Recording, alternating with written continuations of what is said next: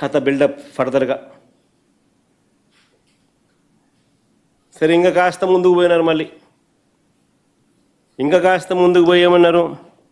అక్కడితో ఆగిపోకుండా చంద్రబాబు బరి తెగింపు అంతటితో ఆగిపోలా. అధికార దుర్వినియోగం అన్నది ఏ స్థాయిలో ఉంది అని అంటే, ప్రభుత్వంలో ఉన్న ఐవీఆర్ఎస్ కాల్స్ అంట. ప్రభుత్వంలో ఉన్న ఐవీఆర్ఎస్ కాల్ సెంటర్ను ఉపయోగించుకొని తన మాఫియాలో ఒకడైన తన మనిషి జనార్దన్ రావు ఇచ్చిన వీడియోను చూయించి ఆయన చేత ఒక వీడియో చేయించి ఆ వీడియోను ఐవీఆర్ఎస్లో చూయించి దాంట్లో మాజీ మంత్రి జోగి రమేష్ పేరు చెప్పించి ఆయనతో ఆ వీడియోలో ఉన్న వాయిస్కు మరికొన్ని వక్రీకరణలు జోడించి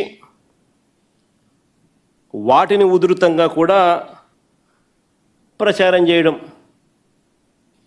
ఇంతటితో కూడా ఆగిపోలా. ఏబిఎన్, ఈనాడు, TV5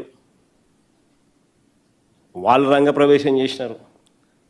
జనార్దన్ రావు అనే వ్యక్తి ఫోన్లో చాట్స్ అంట జోగి రమేష్తో అని చెప్పి అవి చూపించడం మొదలుపెట్టారు. చూడండి ఒకసారి, చేసేది వీళ్ళే.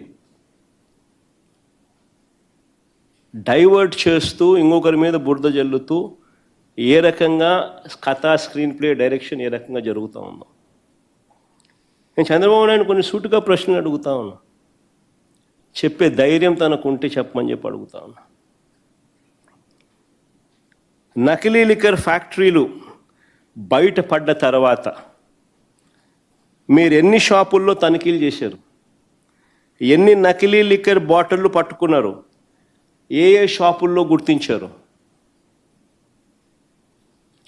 ఒకటిలా అన్ని షాపులు వీళ్ళయే, పట్టుకుంటే అన్ని చోట్ల దొరుకుతాయి కాబట్టి యాయి చేయరు. ఇదే జనార్దన్ రావు విదేశాల నుంచి వస్తూ ఉన్నప్పుడు వస్తున్నాడని చెప్పి మీకు తెలిసినాడు, మీ పేపర్లో మీరే రాసినారు 2 రోజులు ఆయన వస్తున్నాడని. మరి ఆయన ఎందుకు అరెస్ట్ చేయలేదు? ముందే అక్కడికి పోయి ఎందుకు అరెస్ట్ చేయలేదు? మామూలుగా మా వాళ్ళు ఎవడు పోయినా కానీ ఎయిర్పోర్ట్లలో లుకౌట్ నోటీసులు పెడుతున్నారు. ఈయనకు మాత్రం బెటరు. దర్జాగా ఆయన వస్తాడు.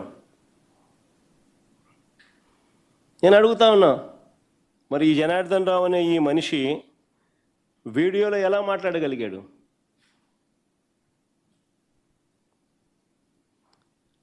ఆ వీడియోను ఎలా బయటకు పంపగలిగారు? ఆశ్చర్యం ఏమిటో తెలుసా?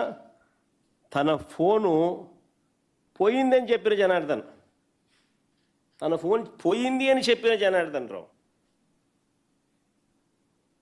ఇవన్నీ చేశాడు. ఫోన్లో రికార్డింగ్, ఆయన ఆడియో, ఆయన వీడియో, ఆయన మాటలు. ఫోన్ పోయిందని చెప్తా ఉన్న ఈ వ్యక్తి దాంట్లో ఉన్న నుంచి బయటికి పంపించడం, దాంట్లో చాట్స్ కూడా క్రియేట్ చేయడం. ఫోన్ పోయిందని చెప్పిన ఈ వ్యక్తి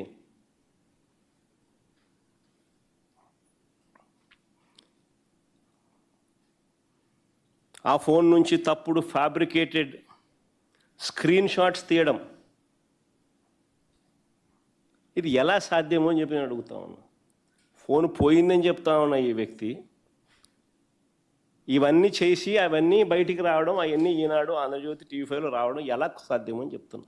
తెలుగుదేశం పార్టీకి సంబంధించిన సోషల్ మీడియాలో రావడం ఎలా సాధ్యం అంటున్నా. నకిలీ లిక్కర్ ఫ్యాక్టరీ అక్టోబర్ 3న బయటపడితే ఇవాళకి 20 రోజులు అయింది. నేను చంద్రబాబు నాయుడు సూటుగా అడుగుతా ఉన్నా, ఇప్పటికీ కూడా వారి contested candidate Jayachandra Reddy, TDP contested candidate Jayachandra Reddy ఇంతవరకు ఎందుకు అరెస్ట్ చేయలేదని అడుగుతా ఉన్నా.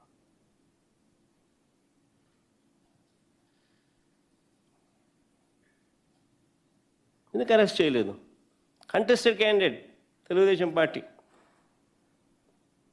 ఎందుకు ఈ మనిషి పాస్పోర్ట్ సీజ్ చేయలేదంటూ అని అడుగుతున్న చంద్రబాబు నాయుడును.